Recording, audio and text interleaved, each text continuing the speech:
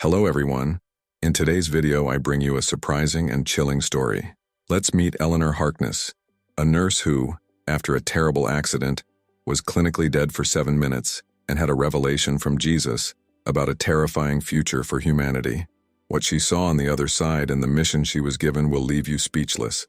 Before we start, leave your like, subscribe to the channel, and activate the bell so you don't miss any content like this. Get ready for an exciting journey full of discoveries. I will never forget that night of July 12, 2023. My shift as a nurse had been particularly exhausting, but I was used to the tiredness that came with the profession. It was a mixture of love for what I did and the responsibility of taking care of people that motivated me to keep going, even when my body was begging for rest. The rain fell in torrents as I drove the winding road through Boulder Valley. My car, an old sedan, wasn't in the best condition, but it was all I could afford. I drove slowly, trying to stay calm, as the low music on the radio accompanied me through the solitude of the night. Suddenly, things changed. The headlights of a truck appeared in front of me, reflecting in a blinding glow. I didn't even have time to react. It all happened too quickly. The sound of tires sliding, the shock of impact, and the feeling of being thrown against something hard.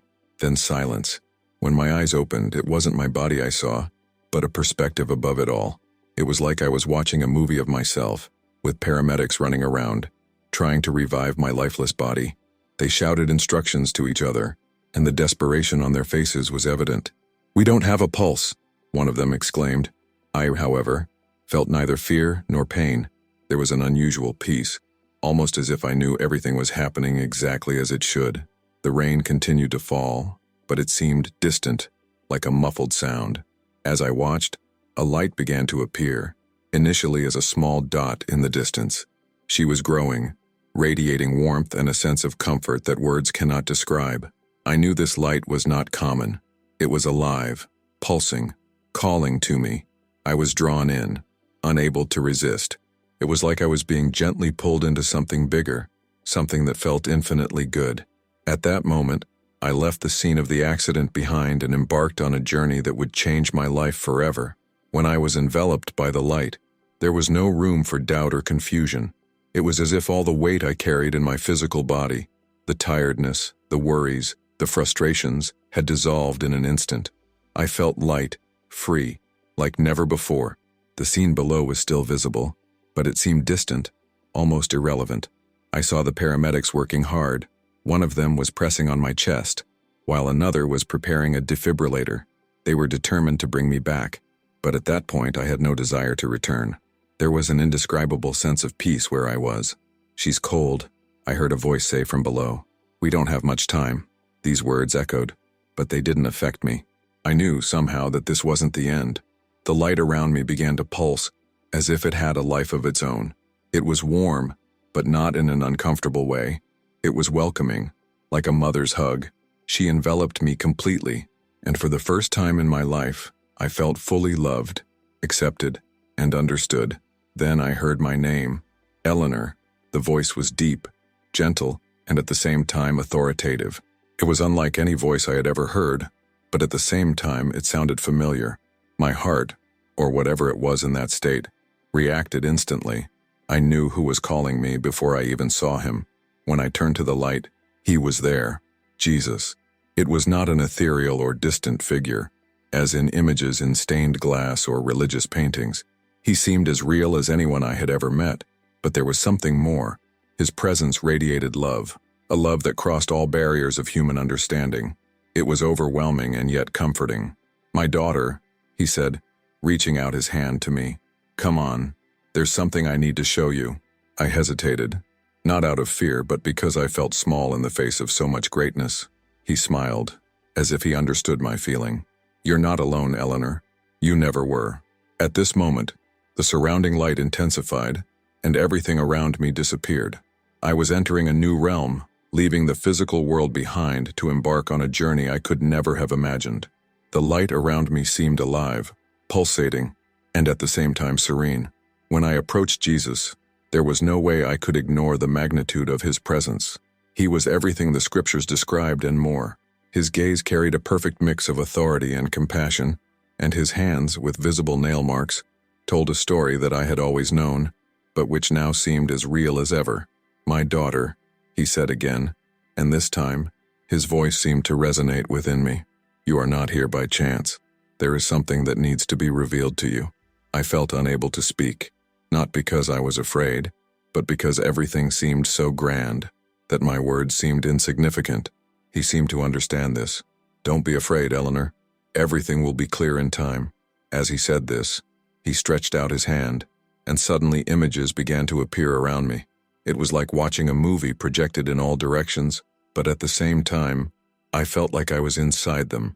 It was something so vivid that no human dream or imagination could replicate it. First, I saw a world that was familiar, but transformed. People walked around with technological devices implanted in their bodies. Little chips in your hands replaced credit cards, keys, and documents. I saw children receiving these implants as something normal, even encouraged by their parents. "It's safer," they said. "It's the future." "That sounds good, doesn't it?" Jesus asked, looking at me with a serious expression. I nodded slowly, but there was something unsettling about it. "Yes, but it feels wrong too. It's a mistake." His words echoed with an intensity that made my spiritual heart tremble, a deception that the enemy will use to turn many away from me. He then showed me how these technologies would evolve. Devices that seemed harmless would become tools of emotional and mental control. I saw world leaders promoting this as a solution to global crises, while people accepted it without question, thinking they were protecting themselves or their families. "They will disconnect from me, Eleanor," Jesus said, with sadness in his eyes. "That will be the true mark. Spiritual disconnection. A choice that will seem convenient, but will be costly." I wanted to ask how to stop this, but before I could speak, he added, "Your mission is to warn them. Strengthen your faith. Teach others to discern. Time is short." These words were engraved in my soul. I knew that when I returned, my life would never be the same. The images around me became more intense, almost unbearable in their clarity. I saw a society where people were completely dependent on technological devices implanted in their bodies. These implants weren't just tools. They had become inseparable extensions of their lives. I saw a man passing through a scanner in a supermarket, where his right hand containing the implant was used to pay. Children, smiling, received these devices as gifts at public ceremonies, promoted as milestones of progress. Jesus was at my side, watching with me, his expression full of sorrow. "Eleanor," he said, his voice firm but full of sadness, "the enemy is subtle. He will present this as something good, something that solves problems and makes life easier. But it is a deception." I felt a lump form in my throat. "But how can something like that turn people away from you? It's just technology, isn't it?" Jesus turned to me, his deep eyes reflecting a love I could never fully understand. "It is not the technology itself, my daughter, but what it represents. It is the absolute dependence on man, rather than me. These devices will go beyond usefulness. They will begin to influence thoughts, emotions, and choices, and in the end, will become a spiritual barrier." The visions continued. I saw global leaders promoting an upgrade in implants, promising protection against economic crises and security against external threats. It was a perfect solution for a world in chaos. Unified bank accounts, instant medical records, even unrestricted access to information. But there was a price that was not mentioned. I saw families accepting implants with the best of intentions, thinking they were protecting their children. But I soon noticed how these same families began to change. Love seemed to grow cold. Parents who once prayed fervently now seemed indifferent to God's presence. Churches that were once sanctuaries of faith began to accept these technologies as a divine advancement. "This will be the mark of the beast," Jesus explained, his voice heavy with solemnity. "Not because it is a visible symbol, but because it is a spiritual choice, an acceptance that separates people from me. It will be presented as inevitable, as necessary, but those who discern the deception will be preserved." I looked at him, with tears in my eyes. "What should I do?" "Warn them, Eleanor. Teach them to strengthen their faith, to discern between what seems good and what really is good. Time is short, but I will be with you." These words echoed deeply in my being. I knew what I was seeing wasn't just a possibility. It was something that was already in motion. Suddenly, the images stopped. The light that once surrounded me now seemed to slowly move away.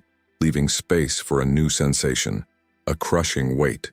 It was as if something was pulling me back, ripping me out of that state of absolute peace and forcing me to return to a place where pain and confusion reigned. "It's time, Eleanor," Jesus said, with the same gentle authority as before. "You have not finished your mission yet. Trust me, you will not be alone." Before I could respond, I felt my body being pulled down, as if an invisible gravity was pulling me back up. Jesus' words echoed for the last time. "Do not forget what you have seen. Do not give up, even when it seems impossible." Everything went dark, and then came the pain, intense, overwhelming, like a violent wave that engulfed me completely. My lungs felt like they were on fire when the air finally came in. My chest hurt like it had been crushed by something heavy, and the vision around me was blurry. I was back. I heard voices around. "She's coming back," shouted one of the paramedics. "We have a pulse. Keep up the oxygen." I wanted to speak, but my throat felt like a desert. My eyes blinked, trying to focus on the faces above me. I recognized the gray sky in the distance, the rain still falling incessantly. The sound of the sirens was deafening, but at the same time, it was a relief. I was alive. However, along with the physical pain came a new sensation, an emotional weight. I knew I wasn't the same person who had left. Something inside me had changed forever, and Jesus' words still echoed in my mind. "Warn them. Strengthen their faith. The time is short." The paramedics continued to work on me as they placed me on the stretcher. One of them, with a visibly relieved face, smiled and said, "You are a miracle, ma'am. We almost lost you." Miracle. I knew that was it. But the miracle wasn't just the fact that I was alive. It was what I had witnessed, the message that was now engraved in my soul. Deep down, I already knew. Sharing this would be the hardest part of all. I was placed in the ambulance, and as the physical world took shape again around me, my heart was caught up in that light, that calling. I had no idea how I was going to do it, but I knew there was a mission waiting for me. The days following the accident were a mix of physical pain and a spiritual urgency that I couldn't ignore. My body was injured, but my soul felt more alive than ever. Every time I closed my eyes, I relived the visions, heard the voice of Jesus, and felt the weight of the mission he had given me. However, sharing this experience with others was much more difficult than I imagined. My family was the first to hear my story. My brother Bryce, a Boulder police officer known for his practicality, listened to me with a mix of concern and skepticism. He leaned forward, resting his elbows on his knees, as I finished counting. "Eleanor," he began, his voice carefully neutral, "I know you've been through something traumatic. What you're feeling could be part of that, a type of hallucination or your brain's way of coping with everything." "Bryce, I was dead," I snapped, frustrated. I saw my body. I saw the paramedics trying to revive me. This wasn't a dream or a hallucination, it was real. He shook his head slowly, as if choosing his words carefully. "I'm just worried about you. I don't want you to get hurt anymore." Emotionally.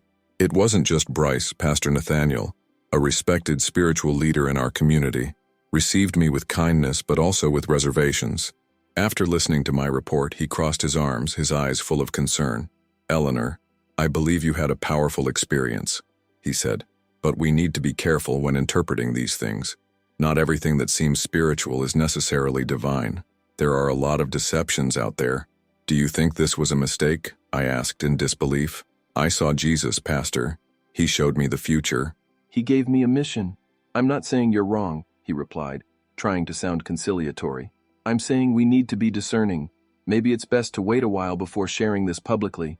His words hit me like a punch. The person I had hoped to find support from was asking me to be silent. It was my best friend, Julia, who finally gave me some hope.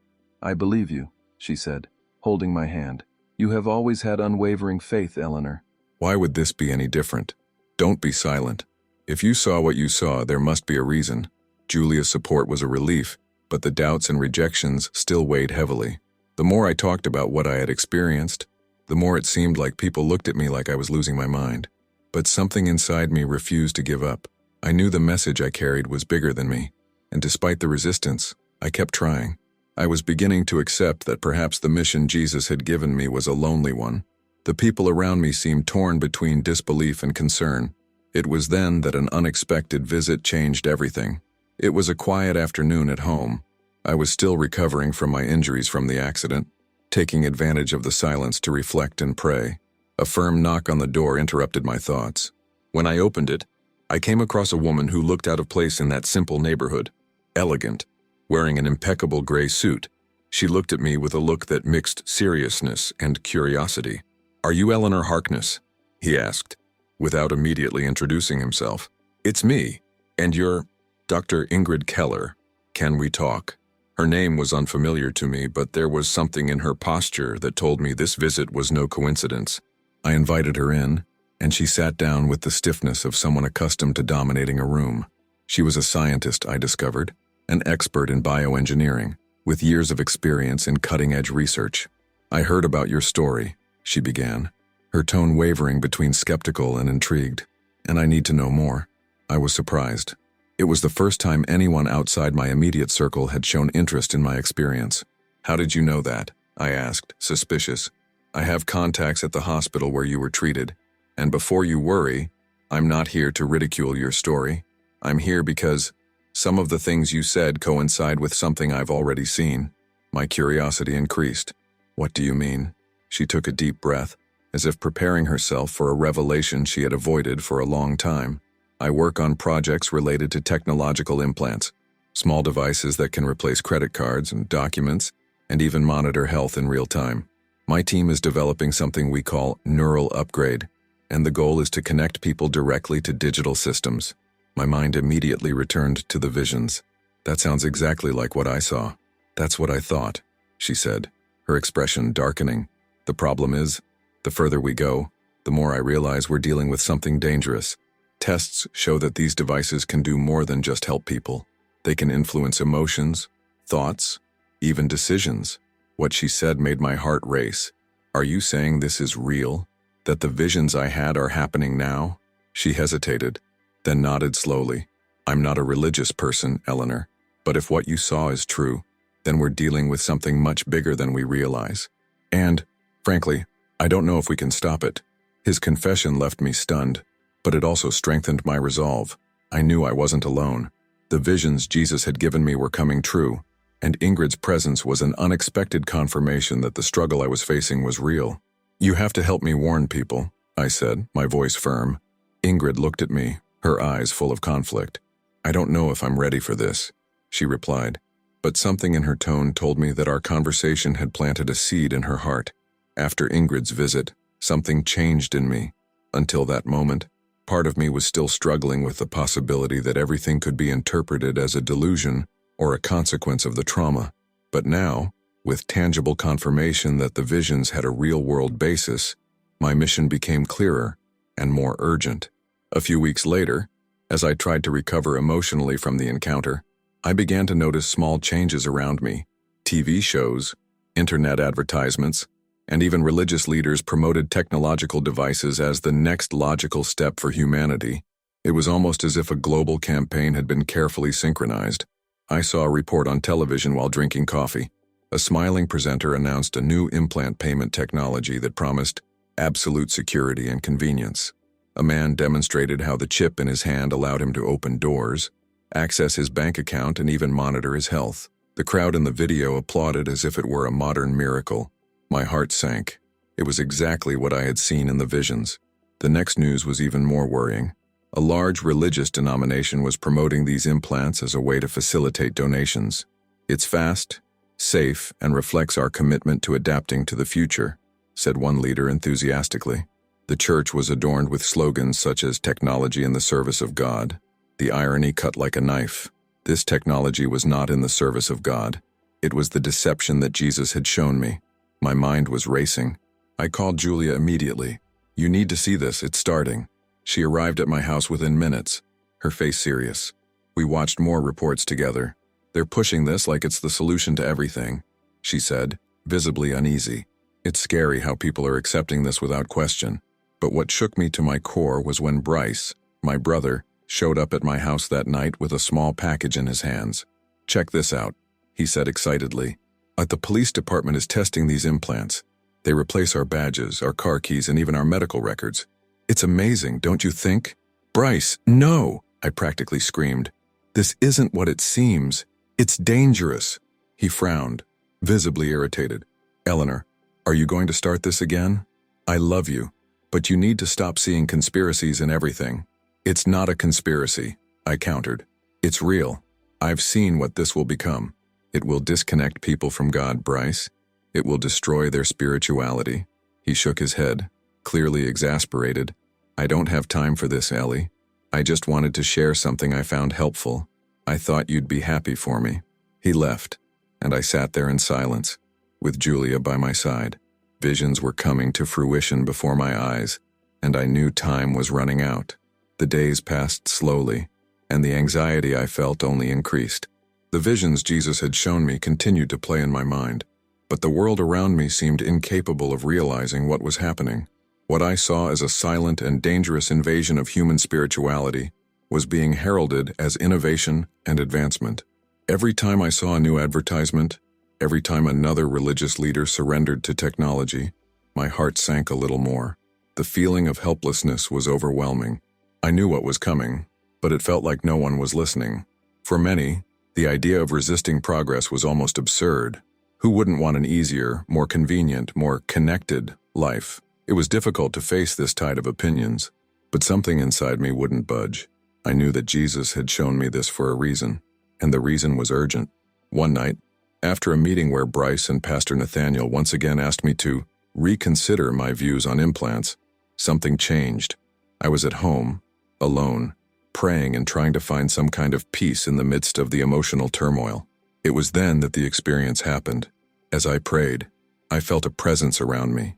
It wasn't like he was dreaming or imagining. It was a physical, tangible presence, as if the very air around me was charged with divine energy. The air grew thicker and warmer, and a feeling of calm enveloped my body. I looked around, not knowing what to expect, and then a soft but firm voice spoke. "Don't be afraid, Eleanor. I'm with you." It was the voice of Jesus, and at that moment, I knew that he hadn't left me alone. An indescribable peace filled my heart, and something inside me lit up with an unshakable certainty. I was being protected. The fear of being ignored, of being rejected, of not being able to convince others disappeared. I wasn't alone. God was with me, and he would give me the strength to move forward, even when everything around me tried to stop me. It did not take long for the first proofs of his protection to appear. The next morning I received a call from Julia. His voice was filled with excitement and somehow urgency. "Eleanor, you won't believe what happened. Remember that implant that was being promoted by the church? I went there, and they were giving it out. But when I tried to get one, the system crashed. We couldn't get any more chips working, and no one could understand why. The company responsible for distribution called the church, but nothing worked." I was speechless. It was as if the system had suddenly failed, without explanation. The fact that this happened at the exact time I was praying and receiving divine guidance was not a coincidence. The supernatural protection I felt now was confirmation that, even against the grain, even against logic, there was something greater at work. With Julia's support, I began to spread the word more firmly. I went to Pastor Nathaniel once again, now with renewed confidence. He greeted me with a mixture of caution and curiosity, but as he saw events unfolding in strange and inexplicable ways, his eyes began to change. "Eleanor," he said, after a long pause, "I don't know what's going on, but maybe it's time to reconsider things. Maybe you're right about something bigger than all of us." Resistance was beginning to give way. With each new sign, each new miracle, I felt more confidence. And, most importantly, I knew that the mission Jesus entrusted to me was closer to being accomplished than ever. I'm still waiting. As time passes and technology continues to advance around me, a sense of restlessness grows within me. I see society being flooded with devices and implants that promise an easier, more connected life. Increasingly, people seem to embrace these technologies enthusiastically, without questioning their implications. But deep down, I know something is deeply wrong. Jesus' words still resonate in my mind, ever clearer, like a persistent echo. "Strengthen your faith, Eleanor. Teach others to discern between what seems good and what actually is good." These words accompany me, guide me, pressure me to act, but I find myself powerless in the face of the resistance I encounter. Pastor Nathaniel, who was once skeptical, now looks at me with growing concern. He begins to question, but there is still a hesitation. a fear of the unknown. Bryce, my brother, continues to think that I am simply seeing conspiracies where there are none. He loves me, but he doesn't understand. Even Julia, my best friend, is starting to question whether what I'm doing is worth it. I can't help but feel like we're on the cusp of massive change, something no one sees coming. It's as if we are all walking blindly towards an abyss, and I, alone, try to warn others. There are times when I want to give up, when I watch the news, when I see people laughing at me or ignoring what I have to say. The temptation to give in to doubt is great, but then I remember the vision Jesus gave me. He chose me for this moment. He gave me a mission, and I can't fail now, not when there is so much at stake. I know something is about to happen, and I need to be ready. I cannot let fear or doubt stop me from fulfilling the purpose He has entrusted to me. What I saw, what I felt, was real, and most importantly, it was a wake-up call. I still don't know how things will turn out. I still don't know how people will react when the system starts to infiltrate more deeply, but I know that somehow I need to continue. I continue praying, seeking strength, asking for discernment, because the truth is, no matter how much I know what's coming, I'm not fully prepared to see what will be lost. But something in me, something deep, tells me I'm not alone. Even though the doors seem to close, even though the world around me seems increasingly distant from what I understand to be true, the mission to alert others, to keep faith intact, continues to pulse within me. I know that in the end, God will give me the strength to continue. And when the time comes, when Jesus' visions come to fruition, when people begin to realize what is happening, I will be ready to share my message, because I know that endurance, although difficult, will be rewarded with the divine protection and provision He has promised. Time is running out, and my journey has just begun. I know this now. No matter what happens, my mission is clear, and as long as there is a thread of faith, I will fight to keep the truth alive. If you like this beautiful spiritual testimony, leave a like, comment on your impressions, subscribe to the channel, and don't forget to activate the notification bell to watch each new video and help us spread this message to a greater number of people. Until next time.